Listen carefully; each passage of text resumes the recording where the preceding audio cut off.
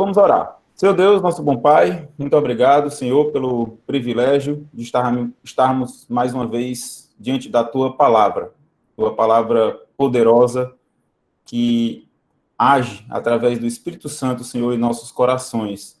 Obrigado por nossa igreja, por termos uns aos outros e por estarmos próximos através do online e com perspectiva, Senhor, de em breve a gente voltar a se reunir novamente na nossa igreja. Te pedimos por esse momento aqui, Senhor, pela nossa concentração, pela aplicação das verdades que vamos ler e para a edificação de cada um de nós em nossos lares. Eu sei que não é fácil se concentrar através de uma tela com tantas distrações ao redor. Não é fácil para mim e para nenhum professor dar aula através de uma tela também, mas eu te peço que tu nos edifique, Senhor, e principalmente tenha o teu nome glorificado. Em nome do nosso Senhor Jesus Cristo que nós oramos. Amém. Vamos lá. Aí, passando dois aqui sem querer. Gente, o céu está cinzento, não é verdade? A gente tem vivido dias assim ainda. A gente está ainda em isolamento, a gente sente falta da família, de ver pai, mãe, a gente sente falta de ver os amigos, de voltar à nossa rotina, como a gente acostumava ter, nossos trabalhos, nossas atividades, nosso lazer. A gente sente falta da igreja, fisicamente, estar lá presente, ver os irmãos, é muito diferente conversar através do telefone, até mesmo de uma câmera, muito diferente do que estar lá próximo, do que estar junto de todo mundo. A gente tem vivido debaixo de um céu cinzento, a gente tem um vírus à solta aí no mundo todo, um negócio tão estranho e que nos dá ansiedade, nos dá medo.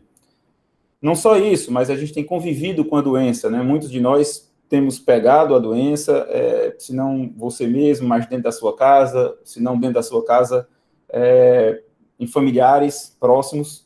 Então, por isso que a gente tem falado tanto nas EBDs, aqui de domingo de manhã, sobre momentos difíceis e como reagir nesses dias, né?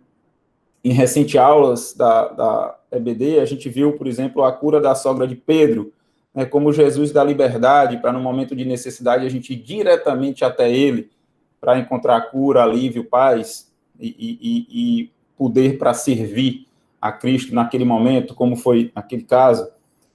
A gente viu a esperança de Jeremias, né, através de uma terrível invasão da Babilônia a Israel, como Jeremias demonstrou uma bela combinação de fé e esperança, em que Deus sempre manteria a promessa, a aliança, e que sempre derramaria a misericórdia dele sobre Jeremias e sobre todo o povo. Então, hoje a gente vai ver mais um tema bíblico que gira em torno do que fazer quando quando a gente está com nuvens bem pesadas aí sobre as nossas cabeças. Certo dia, o rei Davi se viu assim, tá?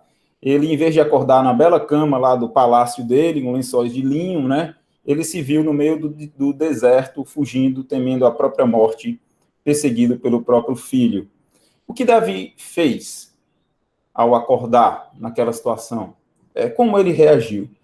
A gente vai ver que Davi orou a Deus, uma oração extremamente conhecida nos Salmos, mas uma oração poderosa que teve efeito grande na vida dele. A oração faz a escura nuvem se afastar. Essa frase foi dita por William Cowper, de 1731. Ele é um dos maiores poetas ingleses do seu tempo. Ele era um cristão que sofria terrivelmente de depressão. Juntamente com um amigo dele, também muito conhecido, chamado John Newton, ele escreveu belíssimos hinos cristãos de louvor a Deus.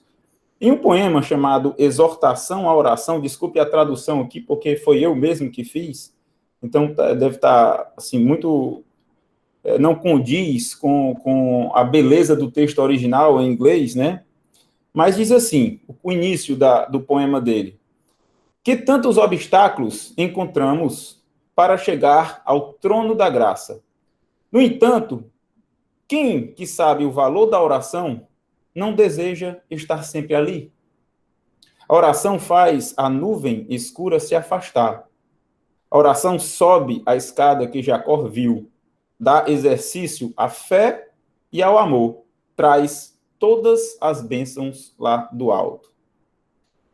Mas será que todo tipo de oração é capaz de mudar o nosso ânimo, devolver o nosso humor, nos encher de alegria? Há uma forma certa de orar, eu devo estar com o espírito correto. Muitas vezes eu estou tão mal, tão preocupado, tão cheio de coisa pesada carregada na minha cabeça, que eu muitas vezes não sei nem como começar. George Miller, ele foi um célebre ministro alemão, né, batista, fundador de orfanatos, e morava na Inglaterra. Em 1805 ele nasceu. Ele ficou muito famoso pela vida de oração que ele tinha e que ele escreveu, né, muito sobre as orações dele em vários textos autobiográficos. Como é que ele definia a oração? Oração é um aproximar-se de Deus em confissão dos nossos pecados e depois como uma resposta de agradecimento e louvor por nossa salvação na cruz. Oração como resposta dá o que pensar. Eu estou orando a Deus, eu estou dando algo para Ele de volta, eu estou respondendo. Para enxergar a oração como resposta, o nosso coração primeiro tem que estar cheio, para poder transbordar. Cheio de quê? Cheio de Deus, cheio da noção que nós temos, mas temos que ficar nos lembrando de quem é esse Deus que eu estou me aproximando para orar. Cheio da verdade de quem você é, quem eu sou. Eu que estou aqui tentando me aproximar de Deus. Cheio de gratidão e de amor a Deus. Uma citação do pastor Mauro, acredito que sobre um desses salmos, é típica de um coração fiel a Deus, a capacidade de transformar gratidão em louvor, num processo tão natural quanto o botão desabrochar-se em uma flor. E se eu não estiver cheio de nada disso? Lembre-se, a gente está triste, a gente está desanimado, a gente está vivendo, caso seja o caso, né, e muitos de nós estamos passando por isso, vivendo os tempos de privações, medo, dor. As nuvens ainda estão lá carregadas, né? Estamos no deserto. Nosso dia a dia é estranho. A gente às vezes acorda e a primeira coisa que faz é ver o WhatsApp. Lá vem notícias para nos ver tragédias do dia. A gente passa o dia e lê jornal, assiste televisão e só vê o quê? Tragédia, tragédia, pandemia. Coisa que a gente nem sabe o que é mais a verdade e o que não é. Não acredita mais nos números, não acredita em nada. Eu vou dormir, a última coisa que eu faço é ver meu Instagram e ver tanta coisa, frasezinhas e comentários de pessoas, e que às vezes nos deixa, se não com medo, mais vazios, né? E ansiosos. Não estou no clima para adorar a Deus, não estou cheio de gratidão, como tem essa frase, para orar e louvar a Deus. Orar e louvar a Deus não está tão natural assim. O que a gente precisa fazer? A gente precisa de ajuda para se apresentar diante de Deus da forma correta. Descendo um pouquinho mais no assunto da oração, que o tema do nosso estudo aqui a gente vai ver é a oração de Davi, mas no livro Oração, Tim Keller apresenta uma estrutura de oração fundamentada nos escritos de puritanos, homens notáveis, que escreveram sobre suas orações. Eu recomendo bastante a leitura desse livro, me edificou bastante. Eu, graças a Deus, tive a oportunidade de ler e terminar ele durante aqui a quarentena. Nos Salmos de Davi, a gente vai ver que ele também apresentou uma oração estruturada. Então, que tal a gente repensar um pouquinho o nosso modo de orar?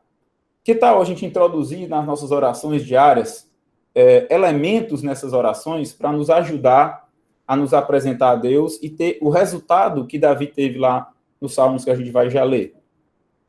Essa estrutura que a gente encontra aí no livro cita alguns elementos. Cita evocação, meditação, orar a palavra e oração livre. Passando rapidamente aqui por cada um deles. O que é evocar? Evocar tem o sentido de trazer Deus à mente, reproduzir na imaginação, relembrar, invocar ao Senhor. Tem um pensamento praticamente unânime que a oração tem que ser iniciada pela reflexão sobre aquele a quem você ou eu estamos dirigindo. Quem nós somos. Precisamos nos preparar para entrar na presença do Deus Santo. Meditação. Meditação, a gente precisa ouvir a palavra de Deus, não é só ler, ou ler rapidamente. Para responder a Deus em oração, eu tenho que pensar pausadamente sobre uma passagem da Bíblia, para fazer uma ponte para a minha oração. Não é apenas ler a Bíblia, não é apenas ler fazer um devocional, não é nem estudar um texto no grego de um bom comentário bíblico, preparando um estudo, ou uma aula, ou uma pregação. Não é. É conectar a palavra de Deus com você. Isso é individual. Muitas vezes a gente terceiriza isso. Deixa que um autor de um livro conecte a palavra de Deus comigo, uma pregação, uma aula, uma leitura, mas precisa de algo mais. É refletir demoradamente no que eu estou lendo, no que eu estou pensando a respeito de Deus. Orar a palavra é muito interessante, eu vou falar um pouquinho mais sobre esse ponto no próximo slide. Depois de meditar sobre as Escrituras, Lutero reservava um tempo para orar o texto, antes de passar para uma oração mais livre. Ele tentava converter a meditação que ele estava fazendo numa fala, numa conversa com Deus. É descobrir alguma coisa no texto, elementos do texto que sirva como base. Para quê? Para louvor, para arrependimento e para aspiração, meus desejos. Conectando tudo isso à palavra de Deus. Por fim, tem a oração livre. Nesse momento, a gente derrama o coração. Só que um coração já bem mais cheio, bem mais preparado para estar na presença de Deus do que antes, quando a gente começou esse processo de oração.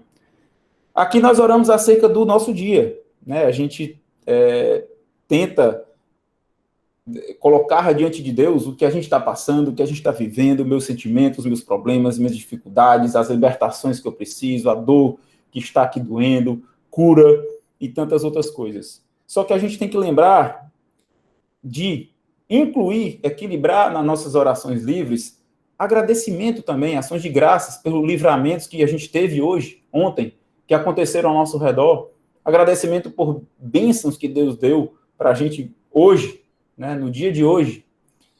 Também incluir arrependimento, né, de coisas que a gente tem feito, reações nossas com nossos familiares, né, com pessoas ao nosso redor, no trabalho. E também, obviamente, incluir a petição, esse aí eu não preciso lembrar, porque a gente já faz muito naturalmente, pela própria necessidade nossa, que é pedidos, né, por nós e por outros, na intercessão. Oração pela palavra. Dessa estrutura, eu achei particularmente muito útil para a minha vida pessoal, tentar praticar oração pela palavra. Eu achei que valia a pena gastar mais uns minutinhos aqui nesse tema, antes de entrar na oração de Davi. Ainda citando George Miller, ele meditava nas Escrituras como uma forma de advertir, falar para si, falar para o próprio coração e levá-lo à oração. Nesse aspecto, ele seguia a orientação de alguém bem mais antigo que ele, que é Martinho Lutero. O método de meditação de Lutero também é um clássico. Ele tinha um conjunto de perguntas que ele fazia para qualquer texto que ele lia, a fim de trazer essa motivação correta de apresentar as orações a Deus. Leia, medite e responda. Há alguma ideia maravilhosa sobre Deus? Então, você leu um salmo, você leu um trecho da Bíblia, leu uma história lá dos evangelhos, do Velho Testamento. Tenta conectar essas perguntas aqui e trazer para você, e depois de trazer para você, devolver a Deus em forma de oração. O que eu li nesse texto aqui, que eu posso escrever num papel, que fale de algum atributo de Deus, que fale de alguma atitude que Deus fez, revela algo sobre a pessoa de Deus ou do Senhor Jesus Cristo, Alguma coisa sobre a sua reação nessa história em que eu possa tributar isso a Deus? Há algum pecado para eu confessar? Eu olho para mim e eu vejo o que está sendo escrito, contando a história de um herói da fé, ou de alguém que... alguma coisa que aconteceu na Bíblia, ou um salmo, ou qualquer trecho que você leu, você conecta a sua própria fraqueza naquilo que foi dito ali? Há algum erro, algum caminho que está escrito no texto para eu evitar? Eu tenho uma propensão para esse tipo de problema, então eu vou e derramo isso nas mãos de Deus, para ele me fortalecer? Tem algum exemplo para eu imitar? Para eu seguir? No texto tem alguma ordem expressa que eu devo, como filho de Deus, obedecer? Independente da minha vontade, independente do meu orgulho, independente de se é contra o meu plano, se é contra o que eu penso que é correto, mas ali é uma ordem em que eu tenho que me submeter e me dobrar diante de Deus. Por fim, tem alguma promessa escrita ali que eu possa reivindicar, que eu possa sonhar, que eu possa ter fé e esperar em Deus? Essa é uma citação de uma revista chamada Quiet Time. Um exercício prático que eu tenho tentado fazer, é difícil, irmãos, fazer exercício, por mais simples que pareça. Requer muito exercício, requer tempo, requer concentração. Não é fácil para mim encaixar isso aqui no meu dia a dia, mas quando eu tenho feito, o resultado tem sido maravilhoso, e eu deixo a dica aqui, um exercício prático para vocês. Para cada trecho do seu devocional, separe em 3 caixinhas. Aí você coloca no seu caderno lá: adore, admita e anseie. Adore a Deus. O que eu aprendi sobre Deus naquele texto que eu li que eu possa louvar e ou agradecer? Admita o que eu aprendi sobre mim mesmo que eu possa me arrepender. E anseie, deseje, né? O que eu aprendi sobre a vida para que eu possa almejar, para que eu possa pedir? Bom, vamos então para Davi e a situação vivida por ele no meio do deserto, nos Salmos 4 e 5. Eu vou inverter a ordem da leitura do Salmo, em vez de eu ler o Salmo 4, depois eu leio o Salmo 5, eu vou inverter só para a gente pensar na sequência do meu dia. Eu acordo, passo o meu dia, chega a noite e eu durmo. Então, o Salmo 5 é uma oração que Davi faz cedinho, nas primeiras horas da manhã. Mas não é uma bela manhã, como eu já comentei. É uma manhã que eu já amanheço, eu já acordo no meio de uma dificuldade. E Davi pede que Deus mude a situação dele. Como é que ele pede isso? A gente vai ver. Depois, Salmo 4, uma oração no fim do dia. Também, lembra, não é um dia qualquer, é aquele dia cheio de sofrimentos. A oração noturna de Davi faz com que ele é voltada para ele aceitar o que aconteceu ao longo do dia e refletir isso à luz de Deus. O dia se inicia. Como a gente viu, Davi estava fugindo, né, de Jerusalém, quando Absalão, seu próprio filho, tomou o trono, né, numa revolta, e Davi corria risco de vida. Né? Absalão tentava matar Davi. O futuro do próprio reino de Davi estava comprometido, não só a vida dele. Absalão deu um golpe e alimentava o povo com mentiras contra Davi. Davi estava absolutamente humilhado, foragido, o próprio rei saindo às pressas do seu palácio e foi se esconder no meio do deserto. E o salmista amanhece ali. Fazendo o quê? O que Davi faz? Ele ora ao Senhor. Quantas vezes a gente faz o contrário disso? Quantas vezes a gente deixa se abater por desânimo, por chateação, porque algo não ocorre como eu queria? Um simples planejamento, ou então um planejamento de um ano inteiro, de um mês inteiro. E eu me chateio, e aquilo enche, polui meu coração. E a gente não cultiva momentos a sós com Deus, eu não digo isso para Deus, porque eu não estou no clima, porque eu não estou me sentindo assim. Wisby disse: nenhum perigo ou desconforto deve nos impedir de ter a nossa comunhão matutina com o Senhor.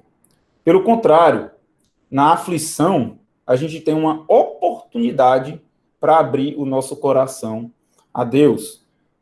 Riley, de 1816, gosto muito dos escritos dele, diz assim: quando estivermos sendo afligidos, nossa oração deve ser no sentido de atentar para a aflição e para quem a enviou. Sempre conectar o que eu estou passando e quem me colocou nessa situação, que foi o Senhor Deus. Que aprendamos com sabedoria, em vez de embrutecermos o nosso coração contra o Senhor. O Riley continua, ele diz: aflições santificadas, disse um antigo teólogo, são crescimento espiritual. A aflição que nos humilha e nos leva para mais perto do Senhor é uma bênção e um completo lucro. Palavras do Riley.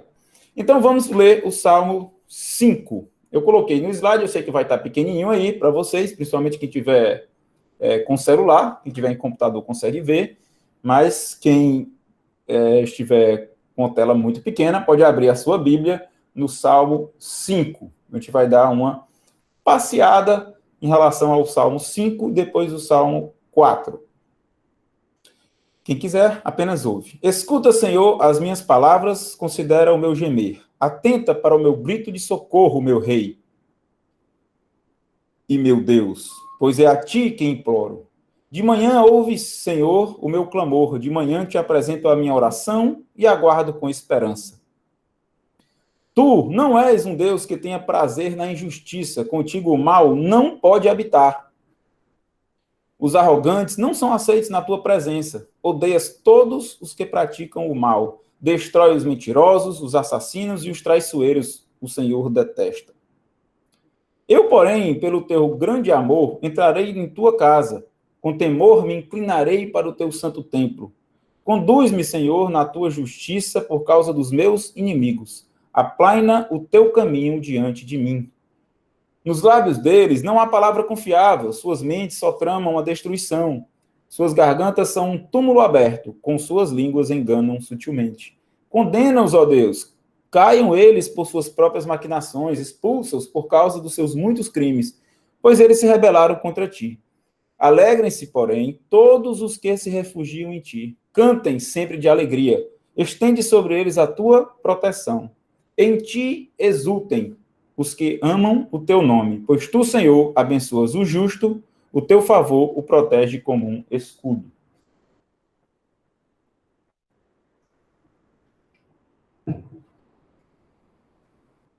Aí, Davi passa todo dia. O dia chega ao fim e Davi continua lá no deserto, em terrível sofrimento, fugindo da morte. A aproximação da noite traz o quê? A noite, muitas vezes, traz medo. É de noite que a gente remói fracassos passados, é de noite que aumenta o nosso temor, nossos temores dos perigos do presente, é de noite que a gente muitas vezes fica inseguro com o dia de amanhã e ansiedade muitas vezes bate mais forte de noite do que de dia. Então Davi chega de noite nessa situação, lá no deserto. O que Davi faz? Davi canta, através de uma oração. O mestre de canto é mencionado aqui pela primeira vez no livro de Salmos. Então, Davi ora e louva a Deus. Como é maravilhoso ver como Davi podia transformar sua aflição em cântico, para a glória de Deus. Seu exemplo mostra qual deve ser a nossa atitude em tempo de crise, citação de Wisby que eu postei lá no grupo da nossa igreja. Qual é essa oração de Davi no Salmo 4? Salmo 4 de noite. Responde-me quando clamo, ó Deus, que me faz justiça. Dá-me alívio da minha angústia. Tem misericórdia de mim e ouve a minha oração. Até quando vocês, ó poderosos, ultrajarão a minha honra? Até quando estarão amando ilusões e buscando mentiras? Saibam que o Senhor escolheu o piedoso. O Senhor virá quando eu invocar. quando vocês ficarem irados, não pequem. Ao deitar-se, reflitam nisso e aquietem-se. Ofereçam sacrifícios como Deus exige e confiem no Senhor. Muitos perguntam, quem nos fará desfrutar o bem? Faze, ó Senhor, resplandecer sobre nós a luz do teu rosto. Encheste o meu coração de alegria, alegria maior do que daqueles que têm fartura de trigo e do vinho.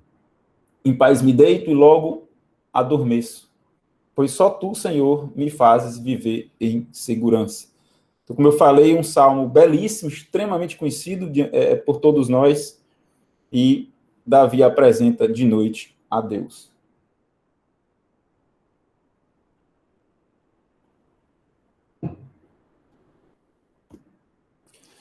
A gente pode ver aqui que Davi inicia e termina seu dia da mesma forma, através de ricas orações e que seguem a mesma estrutura. É impressionante você colocar uma oração do lado da outra e sair grifando lá as palavras, a forma, como ele se apresenta, como ele pede, o que ele pede, como que ele conclui as orações. Davi se prepara para se aproximar de Deus, não é aleatório, não sai jogando tudo que está na mente dele de forma não estruturada. A gente vai fazer aqui, vai seguir um pequeno comparativo, e vai meditar um pouquinho nesses dois salmos, lado a lado, e vai tentar tirar algumas lições rapidamente para as nossas vidas. Primeiro bloco, de manhã, Davi evoca a Deus. Davi traz Deus à memória e invoca ao seu Senhor. Escuta, ele diz, considera, atenta, é a ti que eu imploro. Davi termina a noite, termina o dia dizendo assim, responde, me dá alívio, tem misericórdia, me ouve. Davi escancara o coração diante de Deus, ele usa verbos fortes, ele implora pela atenção, pelo ouvido e pela misericórdia do Senhor.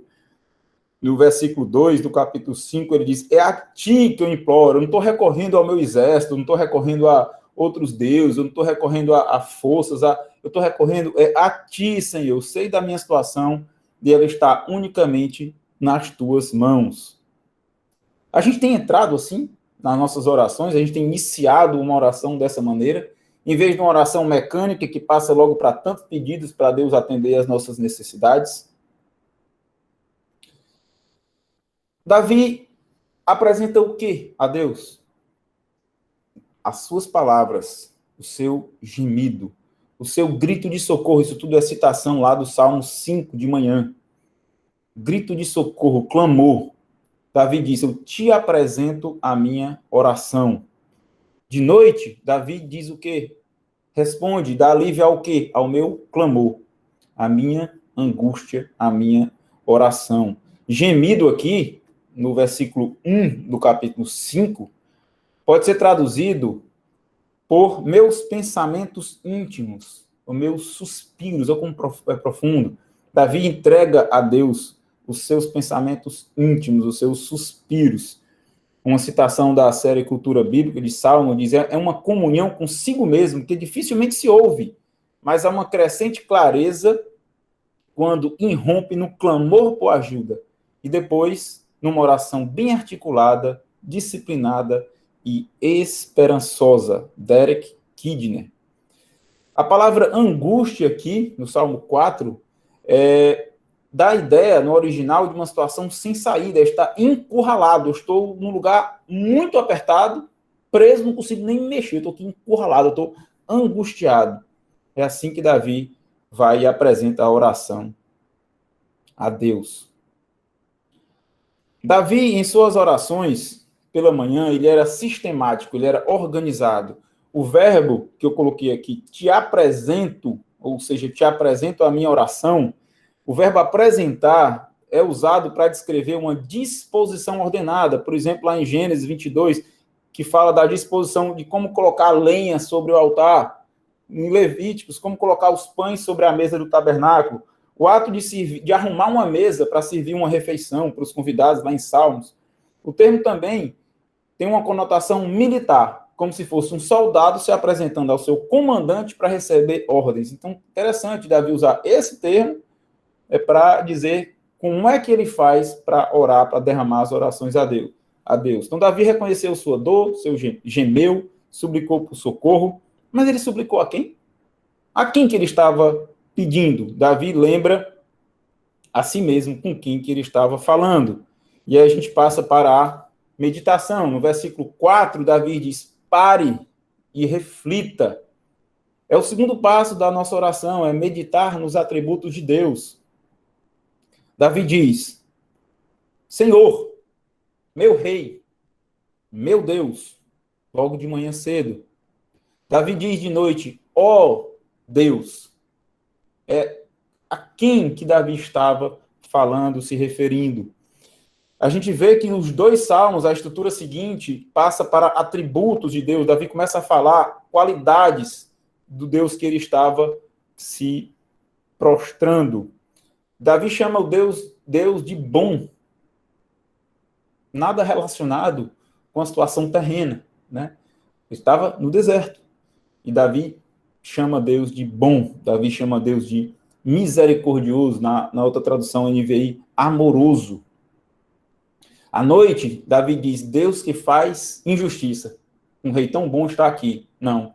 Deus que faz justiça. Deus que ouve. Ele próprio, Davi, era rei de Israel, poderosíssimo. Ele, com o coração quebrantado, se coloca no lugar adiante e diz, tu és meu rei, o verdadeiro rei. Davi, ao dizer isso, ele aceita entregar a vontade dele, Davi, à vontade de Deus, né? Faça a vontade tua. Tu é que és o verdadeiro rei. Deus que faz justiça. A justiça de Davi vem de Deus, não é dele mesmo. Lutero disse assim, eu desisti da ideia de que há algo bom em mim. Eu só posso me agarrar a Cristo e dizer, ele é a minha justiça. Por mais que Davi estivesse sofrendo ali, ele não se aproxima de Deus amargurado, murmurando, querendo explicações de Deus. O clamor a Deus e a citação dos atributos que Davi faz, nominalmente, já dão pistas da atitude que ele tinha quando ele entrou na presença de Deus. E vamos ver aqui que atitudes eram essas. Qual é a atitude que a gente está entrando na presença de Deus quando a gente se senta para orar? Quem já fez o seu devocional, sua oração hoje de manhã? Ou quem vai fazer? Por mais aflito que você esteja, ou que nós estejamos. Davi, a atitude dele foi de entrega total e absoluta. Davi disse, pelas tuas misericórdias entrarei na tua casa, com temor eu me inclinarei. Logo de manhã. Ao final do dia, Davi disse, confiem no Senhor. Interessante, o que habilitava Davi a entrar na casa de Deus, na presença de Deus? Era a sua fidelidade. Ele era um Deus, ele era um rei fiel, Davi, seguia os mandamentos do Senhor. Era a bondade de Davi, era o caráter de Davi, eram as suas boas obras. Num comentário bíblico, eu li, em contraste com tanta perversidade ao redor dele, Davi não se orgulha das suas próprias virtudes. Em vez disso, ele enfatiza a misericórdia de Deus. Não eram seus méritos. Os méritos de Davi, em contraste com o que ele fala lá no Salmo 5, que os arrogantes, os assassinos, que os mentirosos não tinham lugar na presença de Deus. Os assassinos não, os mentirosos não, mas eu, que sou bom, tenho.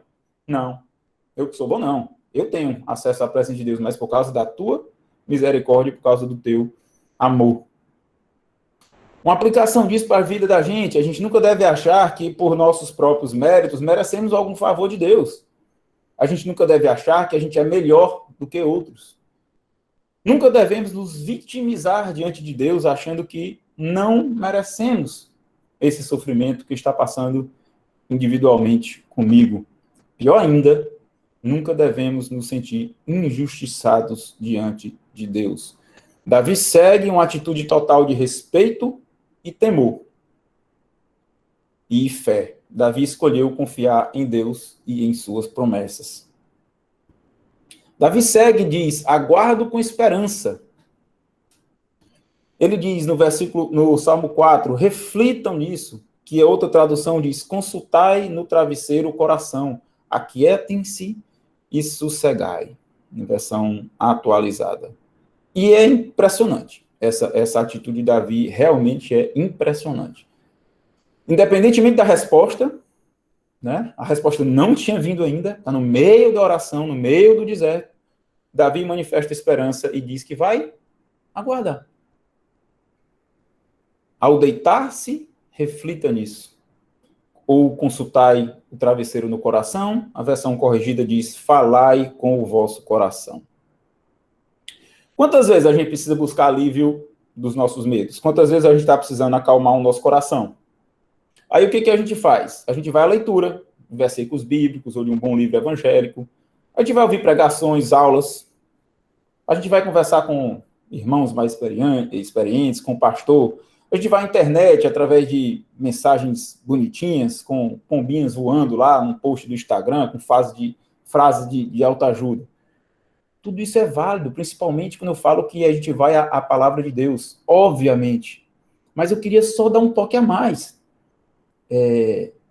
Por mais que outras pessoas, até a própria palavra de Deus, é com muito cuidado que eu tento dizer isso para não ser mal interpretado. Por mais que outras coisas, ou palavras, ou leituras, mesmo a palavra de Deus possa atingir o meu coração, isso aqui é um pouco mais profundo. Davi não fez nada além de consultar o próprio coração. Isso já aconteceu comigo. Eu não estava muito bem naquela semana, naqueles dias, aqui nessa quarentena, e eu li a Bíblia e mesmo assim a coisa não melhorava, e lendo vários livros evangélicos e ouvindo louvor, né, músicas belíssimas, né, às vezes que enchem o nosso coração de alegria, e de repente meu coração estava do mesmo jeito. Mas por quê? Muitas vezes faltou isso aqui, consultar o próprio coração em oração íntima e individual, abrir o próprio coração a Deus. Davi abriu o coração e entregou nas mãos de Deus o que tinha ali dentro. O mais impressionante é que depois que ele fez isso, ele fez o quê? Teve a resposta imediata, caiu a resposta e o alívio e a cura. Não. Davi aguardou, sossegou e ficou quieto.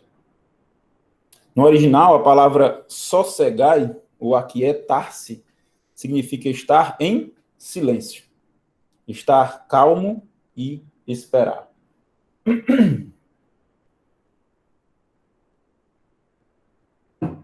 Irmão, será que a gente está lendo direito? Aguardar e esperar. Se outro não está vendo que eu estou aqui no meio do deserto e a qualquer momento vai chegar Absalão e vai me matar, destruir.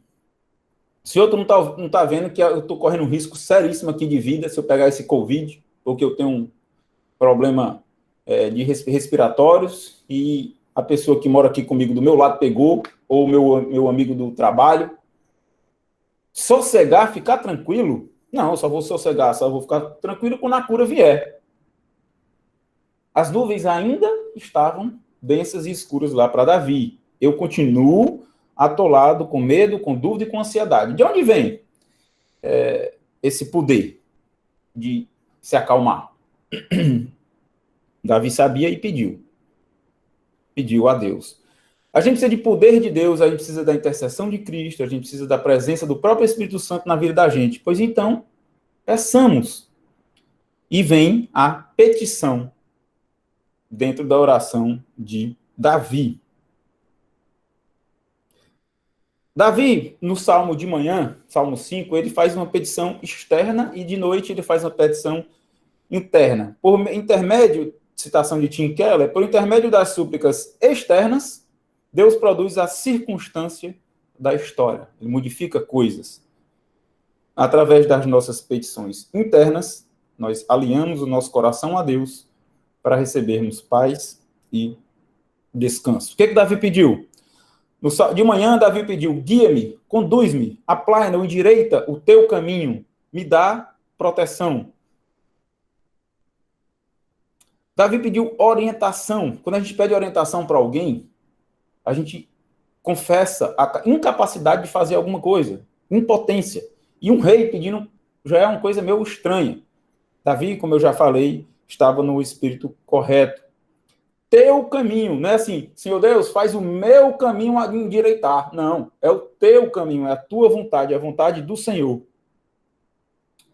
Mas de noite bateu o desânimo no povo. E o povo fala, quem me fará desfrutar o bem? Quem me fará desfrutar o bem?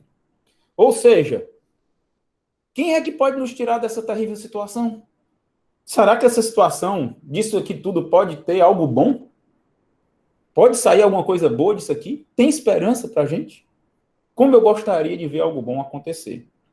Mas o que era esse bem que a turma lá queria, né?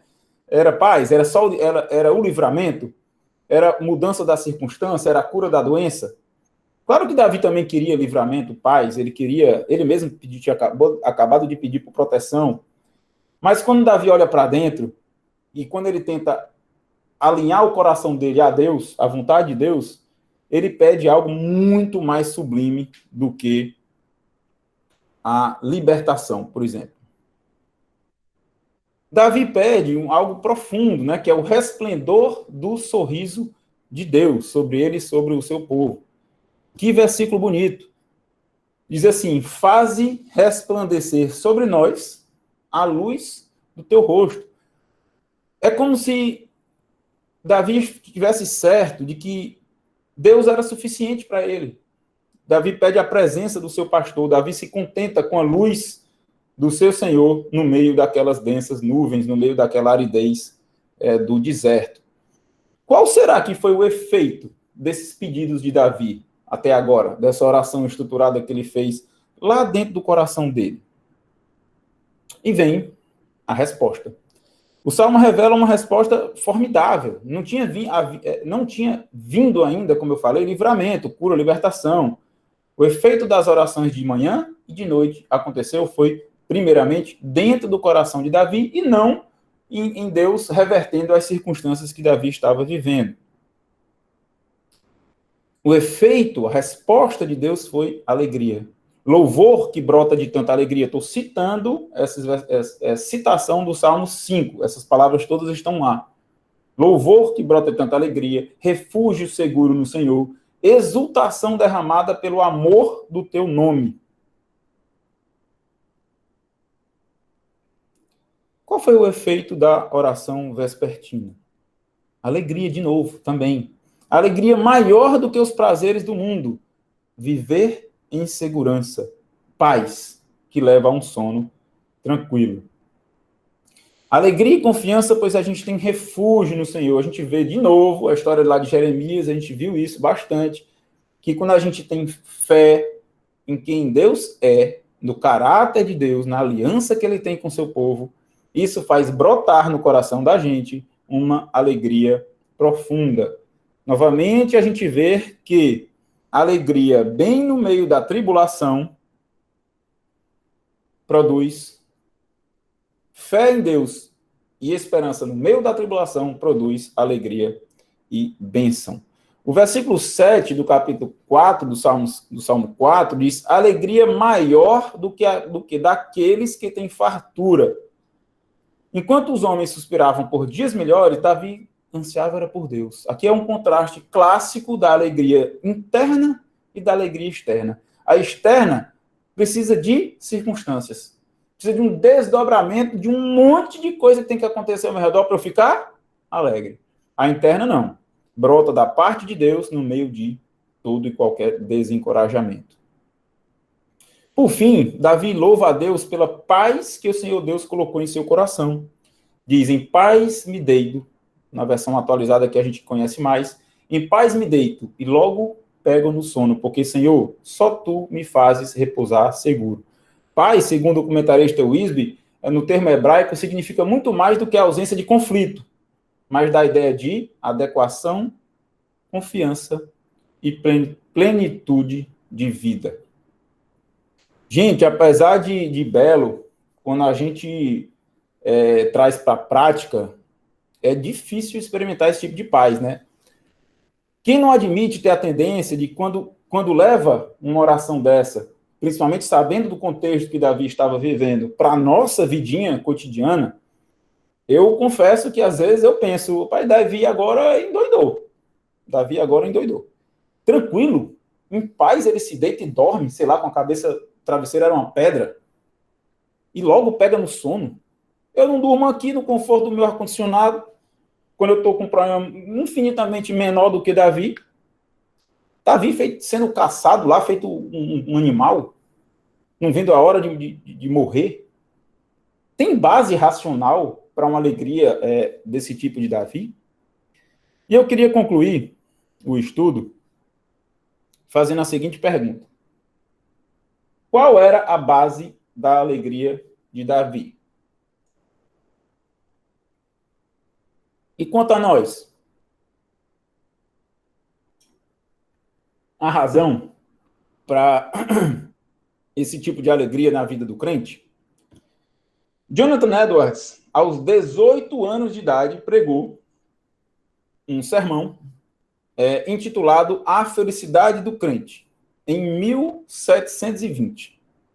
Quem puder, não deixe de ler e ler de novo. Eu sei que a linguagem é difícil, mas é belo demais. Ele inicia dizendo esse sermão que ele defende a tese que nós somos seres racionais.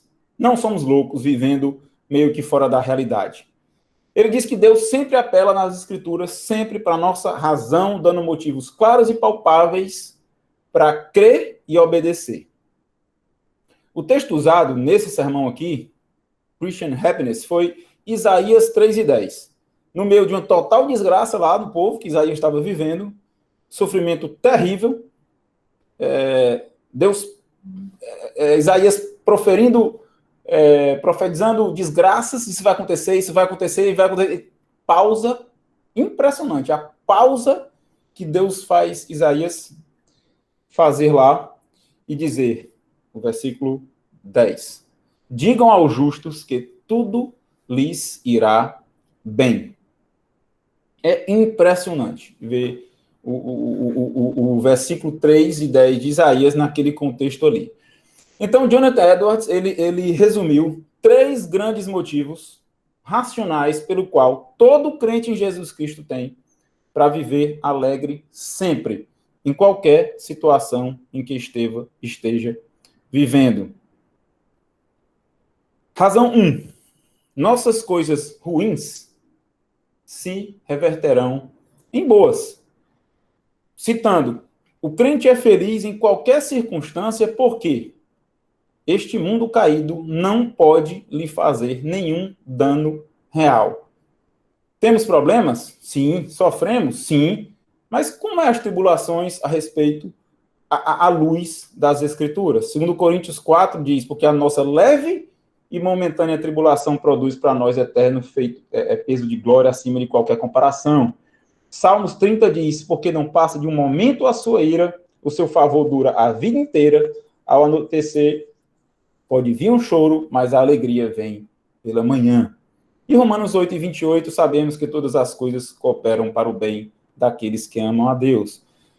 De forma muito profunda, que eu não vou conseguir transmitir aqui, só vocês lendo esse texto, esse sermão do Jonathan Edwards, para a gente mergulhar nisso, porque ele diz que a gente pode olhar para todo o mal do mundo, tudo que acontece de ruim, como se não fosse capaz de me atingir plenamente. Eu não preciso temer o corpo uma vez, ou quem pode causar mal ao corpo, uma vez que Cristo assegura o meu espírito. Nada sai do alcance de Deus. Tudo que nos alcança, por mais doloroso que seja, nos tornará melhores, como um remédio amargo. Que pior estaríamos se deixados sem as provações. Então, ponto 1. Nossas coisas ruins se reverterão em boas. 2. Nossas coisas boas nunca poderão ser tiradas de nós. Citando, o crente é feliz em qualquer circunstância porque tem enormes privilégios espirituais, alegria e satisfação verdadeira, ainda nesta vida, como Davi sentiu lá. E é belíssimo esse trecho lá do sermão. Ele começa a fazer indagações com ele mesmo, dizendo, quem pode entrar na presença do Deus Todo-Poderoso, Senhor dos Exércitos, sem a menor culpa de estar ali? Totalmente reconciliado dos seus pecados, perfeitamente em paz com Deus. Quem tem declarado a seu respeito o amor incondicional de Deus por si, por você. Quem foi adotado como filho do Pai eterno, ele não somente ama, ele não somente quer o bem, mas ele adota. Quem tem a promessa de ser guiado, orientado e protegido por Deus, o Deus onipresente e onisciente por toda essa vida terrena. Quem tem alguém como Jesus Cristo continuamente a interceder por ele? E ainda o chama de irmão? Quem tem o Espírito Santo? Deus, Espírito, habitando, fazendo de si a sua própria habitação? Temos privilégios espirituais e nada pode nos tirar disso. Por fim, terceiro e último, as melhores coisas ainda estão por vir. Então, nossas coisas ruins se reverterão em boas. Nossas coisas boas nunca poderão ser tiradas de nós, mas as melhores ainda estão por vir. O crente é feliz em qualquer circunstância porque tem esperança e absoluta certeza que irá experimentar a alegria perfeita e incondicional por toda a eternidade. 1 Coríntios 2:9 diz, como está escrito, olho nenhum viu, ouvido nenhum ouviu, mente nenhuma imaginou o que Deus preparou para aqueles que o amam. Encerrando, irmãos, então, e concluindo, que através dos nossos momentos de oração, orações planejadas, estruturadas, cheias de louvor, cheias de palavra de Deus, cheias de arrependimento, gratidão, a gente chega diante de Deus da forma que Davi chegou. Chegue diante de Deus e faça e busque a luz dele sobre o nosso rosto. Que o Senhor Jesus encha o coração de cada um de nós de alegria que todo crente pode ter, independente da circunstância. E que a gente possa descansar nos seus braços, como diz aí o versículo Deuteronômio 33:12, que o amado do Senhor descanse nele em segurança, pois ele o protege o tempo inteiro. E aquele a quem o Senhor ama, descansa nos seus braços. Amém.